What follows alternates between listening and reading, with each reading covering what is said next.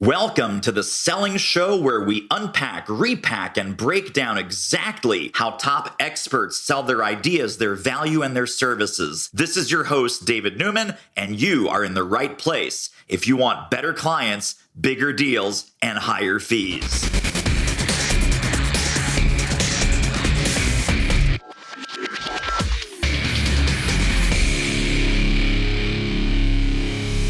Well, he's back. The man, the myth, the legend, Mr. Christopher Carr, CEO of Ferrotech. Welcome back, my friend. All right. Thanks. Glad to be back. This is awesome. So, one thing I don't think we covered last time, and please correct me if I'm wrong. I know what farro is. It's delicious. It's in a grain bowl, but I'm guessing that's not why Ferrotech is called Ferrotech. Where'd the name come from? Ironically, so January, we celebrated our 22nd year as a company, believe it or not. And at the time, there was a movie called Boiler Room. And in Boiler Room, they were selling these like fake stocks and these phony stocks. And one of the companies that they were selling was called Ferrotech. And so I watched the movie and it was on the tip of my tongue. In the meantime, I was building a company just in my bedroom. And I did some charity work, and the charity was connected with Mainline Today, which is a magazine that's nearby. And I get a call from them and they say, "Hey, you did a lot of work for this charity that we support and we have some open space. You got a free ad. What's the name of your company?" And I'm like, I have no idea what they're like. "Well, it goes to print tomorrow, so you better think of one quick." And so I typed in my domain name, and the first thing that was in my head was called Ferrotech from the movie. And I was like, "Hey, I'll change it." And I never did. And 22 years later, it's crazy how all that works out, That is a great story. I'm so glad I asked.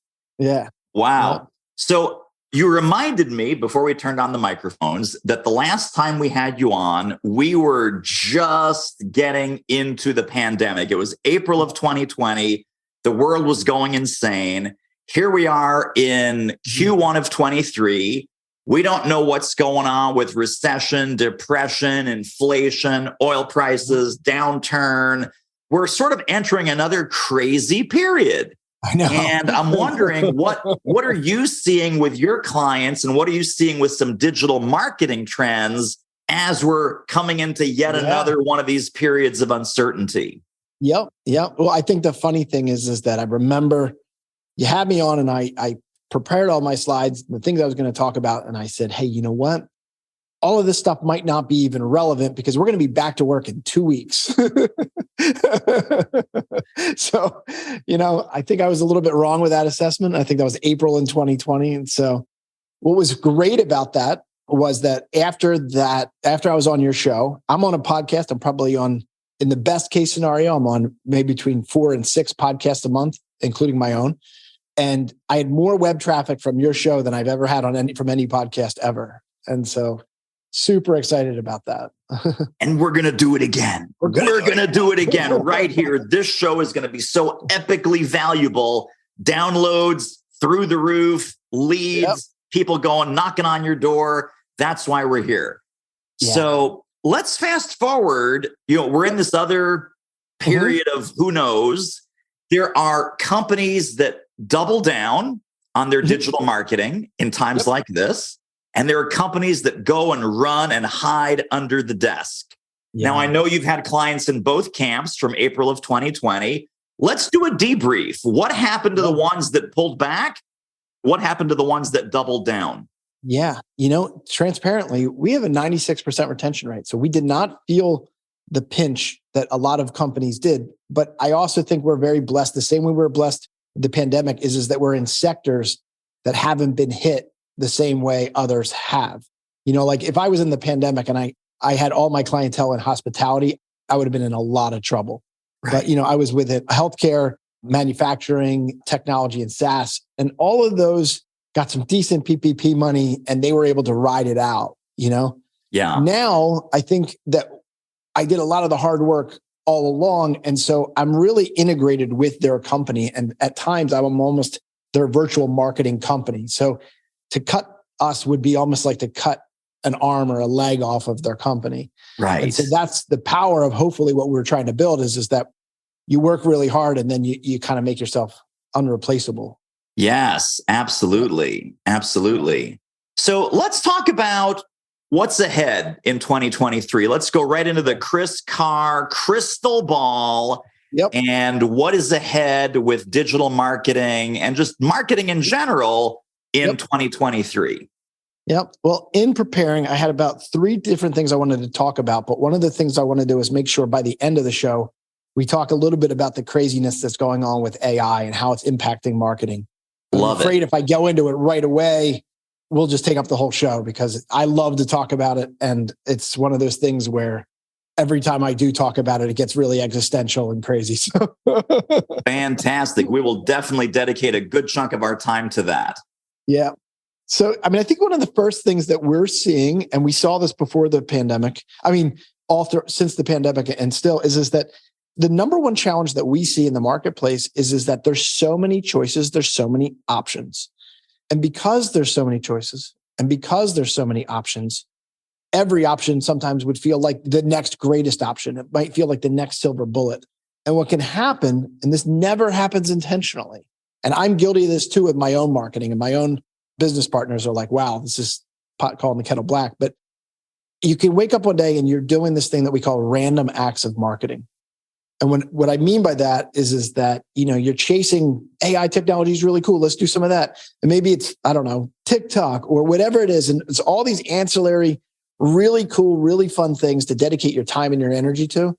But you know what? If you really take a step back and you look to say, hey, all of my time, energy, and money, if it was focused, we would have a much greater outcome. And what I find is that we work with companies, when they really take a step back, they're in the same boat. They hustled to get ready for a conference, or they hustled to be ready for a trade show, or they had Christmas that they had to prepare for. All these things that are all well and good. But when you look at, are they cohesive? Do they fit a system? The answer is probably no. And so that is what we try to do is we try to come in and we try to tell companies, hey, you know what? You can still do all of those amazing things. But what you need is you need a partner under you that is going to build a system that systematically generates leads, nurtures leads, and converts leads so that you can go out and do all those amazing things.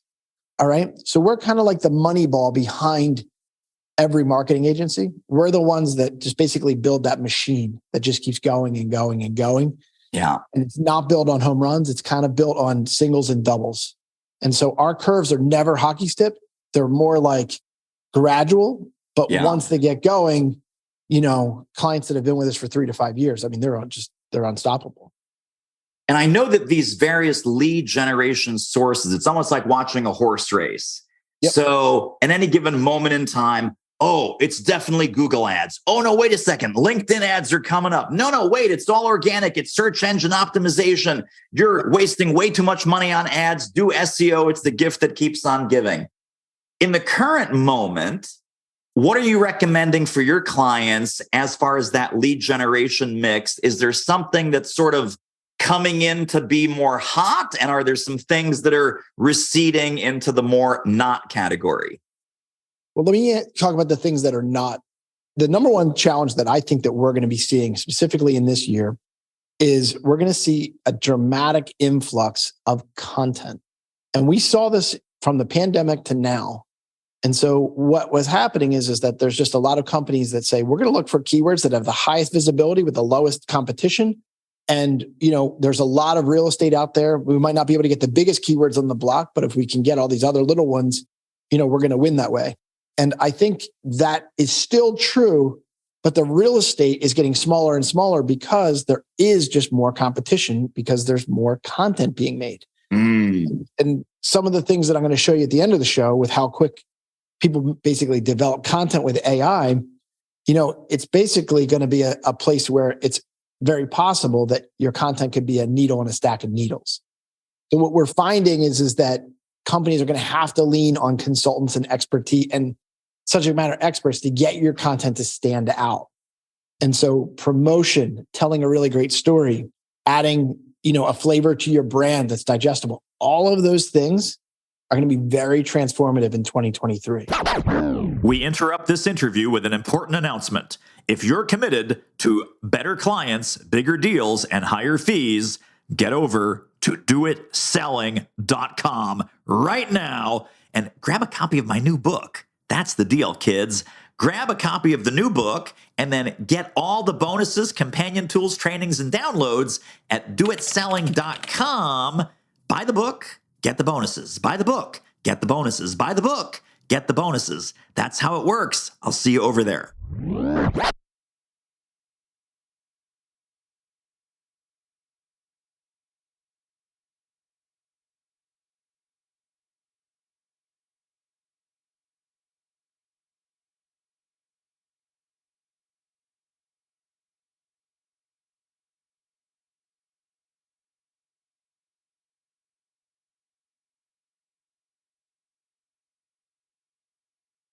So this brings to mind a story that I literally, Chris, I just heard earlier this week. I was talking to a guy who owns kind of a consulting consortium. So kind of a clearinghouse for consulting projects. And he said, yeah, we just did this big campaign and we got 12,000 leads. And I'm thinking like, is that 12,000 leads over the course of a year, over the course of a month, over the course of 2 days? I'm like, what'd you do? Is this paid ads? Is this SEO? Did you do a webinar? He says, no. We put a post on LinkedIn. It was a combination of two things: incredibly valuable and incredibly relevant asset. It was kind of like this mega PowerPoint template deck for consultants, which is their target market. Wow. He says this thing got 7 million views in the news feed and 12,000 people opting in to go to the landing page to pick up this mega consulting PowerPoint deck. Yeah. And I was like, well, did you just get lucky, or was the LinkedIn algorithm smiling on you that day? But I think it's a combination of massive relevance and massive value. Are you seeing some things like in this arena where it's like the more narrow you go, the more deep the penetration? And then, what's the magic formula to say, well, people really want to get their hands on something like this. If we put something like this out there, it's going to double or triple your lead flow. Yeah. Well, I mean, I think one of the things that I would need to know is how many original connections he had. Did he use any advertising dollars to do that? With those numbers, without putting some paid ads behind it, I'm a little bit suspect. Interesting. You know what I mean? It's just for that to happen organically, like you said, maybe he's the rainmaker that I've never seen before. Right. But, it's funny because, Neil Patel or Gary Vee, they say this thing is like, and so I created this thing and then I sent it out to my thing and I made $3 million. I was like, that's because you have 300 million subscribers already. And right. So sure, it's going to rain like that. But the people that are listening have a list of 1,000, and of the 1,000, 700 of them, the email addresses aren't even right out of date. You know what I mean? Right. So there's let's some unpack that. Totally. I think there's always kind of like the secret man behind the curtain, right? Sure. Let's talk to that independent professional services business owner that maybe has 1,000 people on their list. They go to your website, Chris. They go to pharotech.com. They're like, oh, this would be so great. This is like the magic marketing machine. Obviously, we want them to call you and have an exploratory chat. But even if they decide, you know what, not quite ready for that yet, what are some baby steps that they should start thinking about before they're ready to kind of go big with their digital marketing? Well, I think one of the things you want to do is that you want to kind of measure twice and cut once. And so let's pretend like I could snap my fingers and everything worked. Okay. This is an analogy that I use quite a bit, is that let's pretend like I have a bucket and I fill that bucket up with water, but I've got holes in the bucket and 70% of the water just keeps pouring out. Now, some stays in the bucket, but 70%, pours out. What we find is so many companies come to us and they say, you know what we need? More water.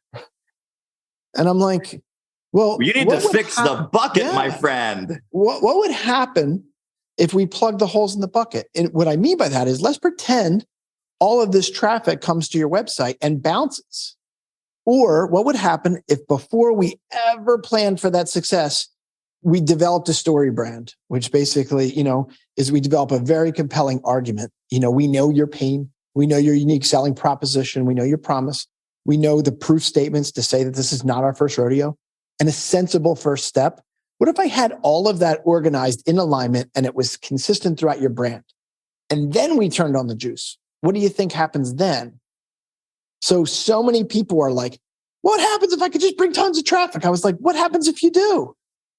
Because, if you have a serviceable audience of 5,000 people and you win and 4,000 people come to your website, but you're not prepared for your argument, what are the chances those 4,000 people ever come back again? They're like, oh, I know them. I've heard of them before. Yeah. It's like you blew it, And so you do got to get your ducks in a row before you ever get started. And so it's so funny because, we start campaigns and we take a pretty long time onboarding. And it's a very sticky conversation.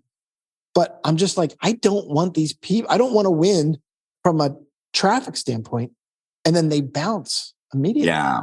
So let's get it right. And then let's turn on the juice.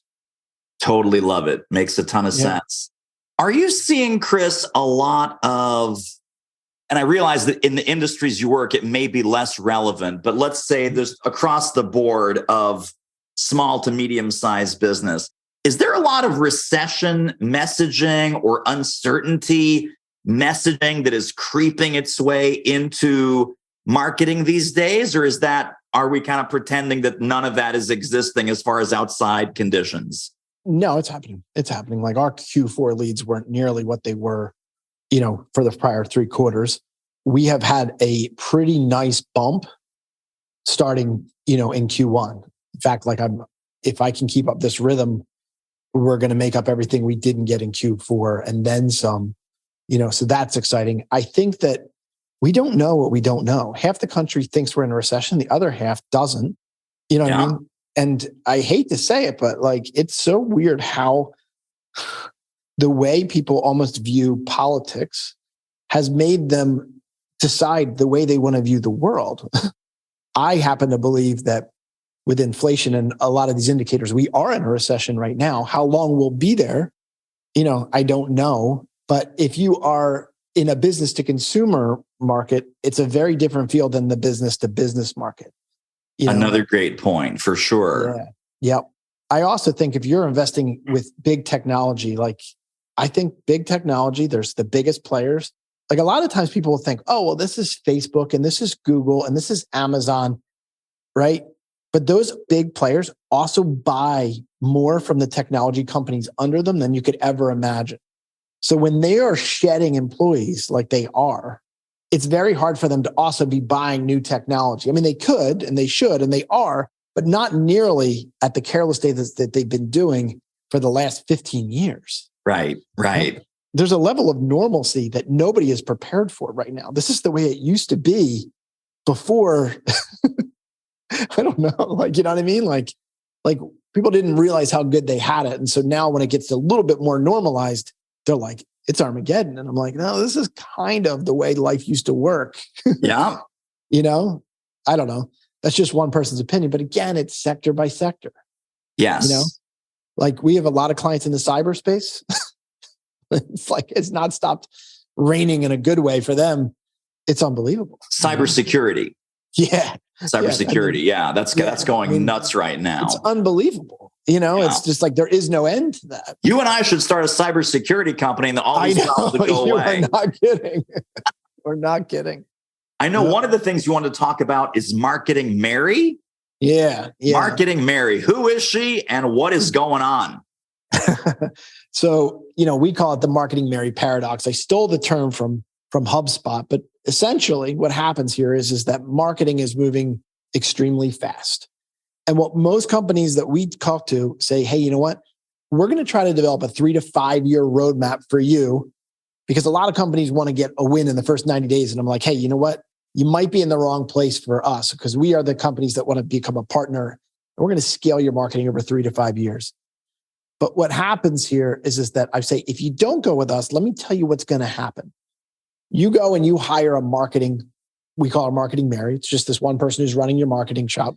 But because marketing is moving so fast and the expectations are so high, they expect you to be a thought leader. They expect you to be on the first page of Google. They expect you to have a social presence. They expect you to have a personal brand for key executives, and so on and so on and so on. And if you multiplied all those needs and all put it all on one person's shoulders, it's nearly impossible for that person to do it. And more importantly, they don't have the subject matter expertise or the time to do it, because all of these different facets of marketing all require a subject matter expert in each of those categories. And so what happens is that Mary goes and she's going to hire a content writer because she doesn't have enough time to write content. And then she's going to hire someone for social media. And then she's going to hire someone that is going to be basically to do her SEO, and a graphic designer and a web developer. And then you just wake up one day and you just have a lot of overhead. And so this is just the reality is that you needed those subject matter experts. So when we were expensive years ago, if you were to compare that model of hiring internally and with all those subject matter experts versus finding agencies that have a team-based approach, with our team-based approach, all of the subject matter experts already work for us, and you get them only for the time that you need them. So you don't have this bloated overhead. And when you compare it, we come in at a deep discount. I'm dropping around $7,000 to $8,000 a month just on analytics software for our clients. So I have access to lead intelligence that, if they just bought that software, that's a $100,000 employee right there. And they get access to it just from working with us. Absolutely. The other thing I was going to mention, besides the kind of pooled resources and all the great tools that you can deploy on behalf of all your clients, the other problem with Marketing Mary is none of these other subcontractors know what the other ones are doing. Yeah. So literally one hand does not know what the other hand is doing.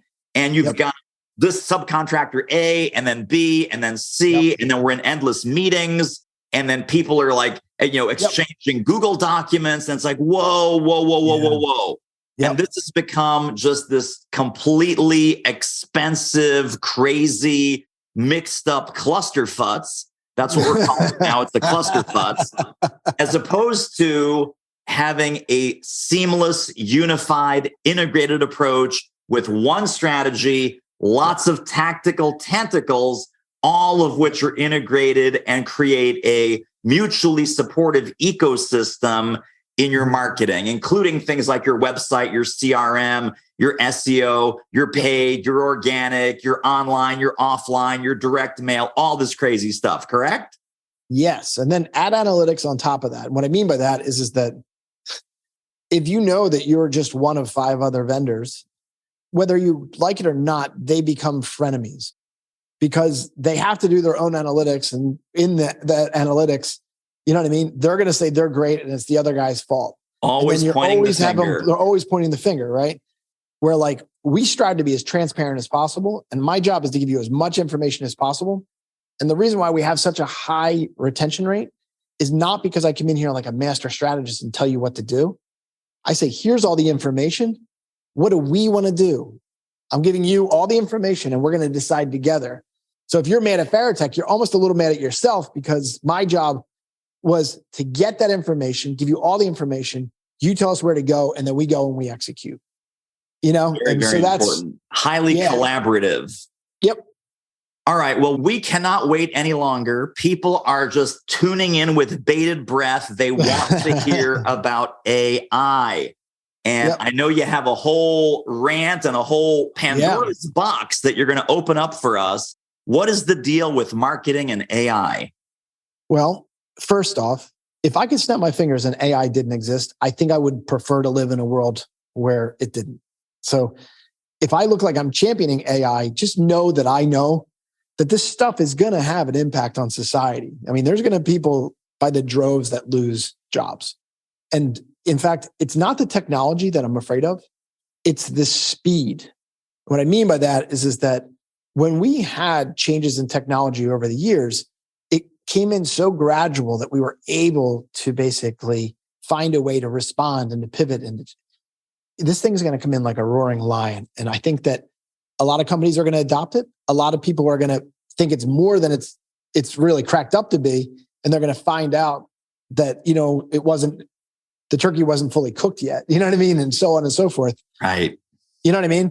But the slide that I want to show you real quick, and I know the audio listeners, I'll try to verbally say this, is that in 1903, the Wright brothers did their first flight. In 1969, we landed on the moon.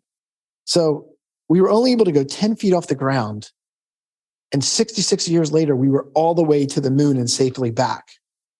In my opinion, 66 years is not a lot of time to think that we went from 10 feet to the moon and back, right? Right. That technology, when you look in the AI space, we're talking about months. We're talking about AI technology that 5 months ago, I was like, this is the most nuts thing I've ever seen. And then ChatGPT comes out on November 30th. It becomes almost the fastest downloaded piece of content. I showed it to you before we looked, and you can't even log onto it. There's that many people on it. The demand is so high that there's no server farms in the world. It's backed by Microsoft, and we still, half the world can't use it at times because so many people are on it. It's absurd. You know what I mean? Let's talk about the firepower. What can it do? Before, when we would talk about AI technology would be there, and you could say you did any form of copywriting or stuff like that.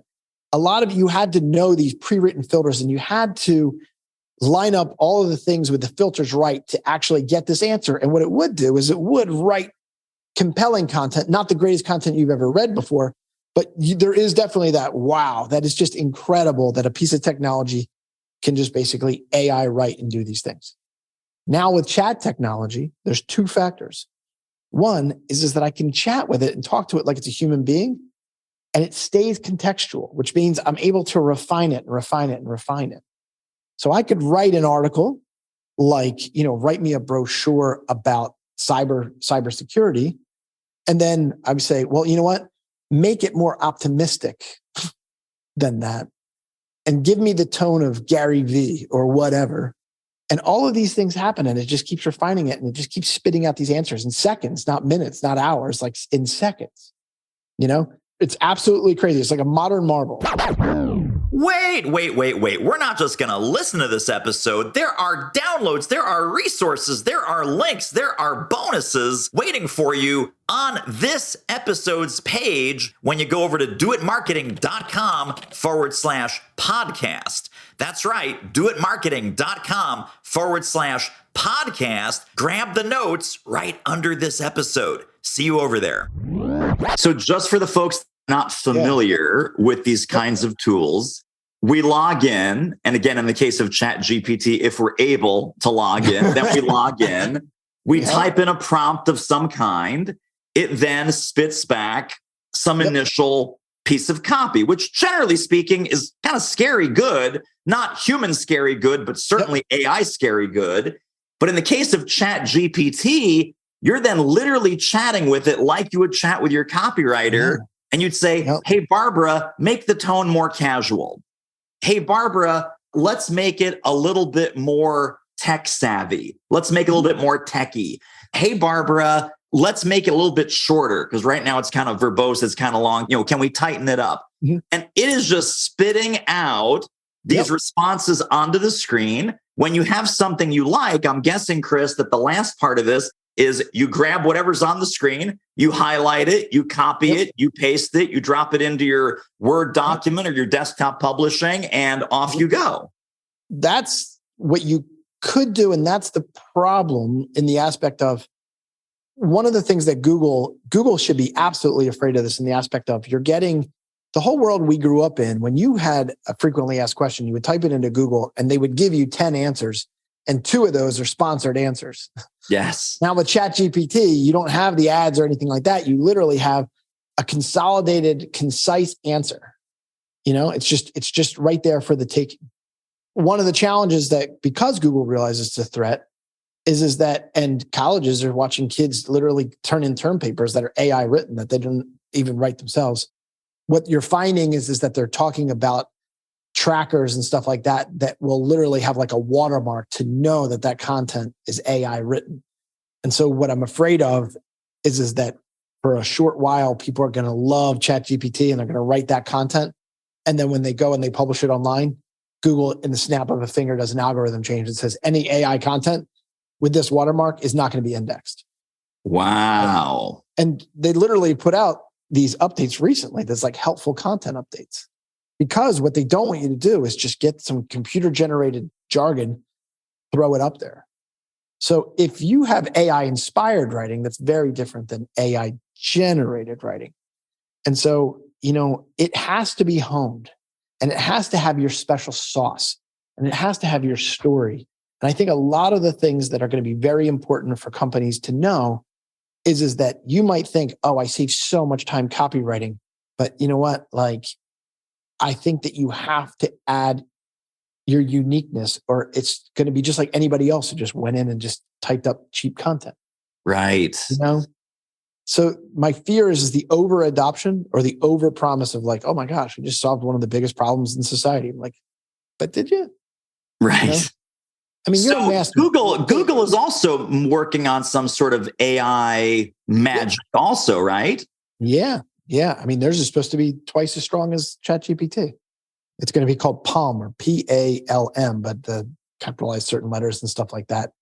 It's going to be incredible, but the speed from which this thing comes is going to be nuts. But the thing is, though, is it's just like a fire hose, though. What I mean by that is that fire hose solves a major problem and it can put out fire. But you know what? Like, if you aren't holding a fire hose correctly, it's going to shoot out in all of these directions, right? And I tell you what, you got to go to like a special school to be a fireman, because the hose is dangerous. It's just like literally, it's a rocket ship. Yes. Like, I think that marketing will never be that simple that we can just press a couple buttons and make a sensible argument. I think it has to be honed. I think it has to be held by an expert. I think it has to say your unique selling proposition. So I have to marry AI generated content with something that's really special and unique about what you do and why you bring value. Without that second piece, you're going to wake up day and you're just a needle in a stack of needles, but there's just a lot of content out there. There's just a lot more needles. Yeah. Its branding is never going to be more important. And I don't mean your logo. I mean branding, like owning your message, your story. Yes. Telling it creatively. All of those things are just, I mean, you're a master, David. I mean, you've been doing this for how long? 20 plus years. Yeah. 2002 is when we started. Yep. I mean, there's no way a computer program is going to even come close that if they could take you out for a cup of coffee and say, just talk to me for 30 minutes. There's no way a computer is going to be able to say 20 years of street knowledge and thought leadership that you have. It's just not even close, And so my fear is that people are going to take away all of that hard-earned energy and thought leadership and just substitute it by a machine that spits out some nice stuff, but doesn't innovate, doesn't challenge. It's going to be tempting, but I think that in the wrong hands or with the wrong intentions, you're going to fail. Yes. Yeah. I mean, it's both very exciting and very scary, right? Depending on what side of the equation you look at. Well, Chris, let me ask you, as we're about to land the plane here, I'm going to have two final questions for you. The final question is, where can people go to get connected and stay connected to more of your brilliance and Pharaoh Tech and your podcast and all that good stuff? Sure. But before we get to that, second to last question, if folks were to take one overarching concept from our conversation today about marketing, the good, the bad, the ugly, the opportunities, the technology, all that we have to look forward to in 2023, what would you hope that just overarching takeaway might be? That you would make the leap into saying, hey, you know what? When I look at my marketing, when I look at my message, when I look at stuff like that, if it's not a systematic approach, if it's reactive rather than proactive, if it doesn't systematically generate leads, nurture leads, and convert leads, what's it going to take for me to just say, hey, you know what? Let's get myself in a position that everything I'm going to do to grow in the future is all going to be based upon a systemized approach. Because without it, you're just going to wake up one day and it's like, hey, this is RAM in year 1, RAM in year 2, RAM in year 3, and you just stayed flat. And if flat's good enough, great. But if you want exponential growth and you want to have your results compound, I'm telling you, when you see the power of a systematic approach, your mind's going to be blown. And so don't wait. And I'm not saying it has to be for me. You have to kind of say, hey, how's all this, everything I'm doing, how's it all going to fit together to compound? Absolutely. Amen. No more random acts of marketing. That was RAM. Yep. And don't try and hire Marketing Mary, because it's just going to be the path to more RAM and more craziness. Yep. Well, how can people get connected and stay connected to all the cool stuff that Chris Carr and Pharaoh Tech are up to? My web address is www.fairtech.com. And then I have 2 podcasts. The first one is called Digital Marketing Masterclass. You can find that on Apple and Spotify. And then more importantly, you can find it on YouTube. And then the other one is called Thought Leader Magazine, which I think I've had you on both podcasts. Yes. Yeah. So that's where to find us. That's where I'm trying to drop thought leadership. And I try to go on as often as I can. Thought Leader Magazine is both video series and podcast. That's right. Yep. Nice. And same thing with Digital Marketing Masterclass. Tremendous. Well, all of those links are going to be in the show notes directly under this episode at thesellingshow.com. Chris Carr, always fantastic to have you on. We're going to have you back unless we're taken over by robots. If we're taken over by AI and robots, then I will no longer be here. You will no longer be there. But until that happens, I cannot wait for our next conversation. All right. Thanks again. And that wraps up another episode of The Selling Show. Hey, tell you what, if you like us, rate us and review us on Apple Podcasts, subscribe, tell a friend, go grab the notes and downloads and extras at thesellingshow.com. See you next time.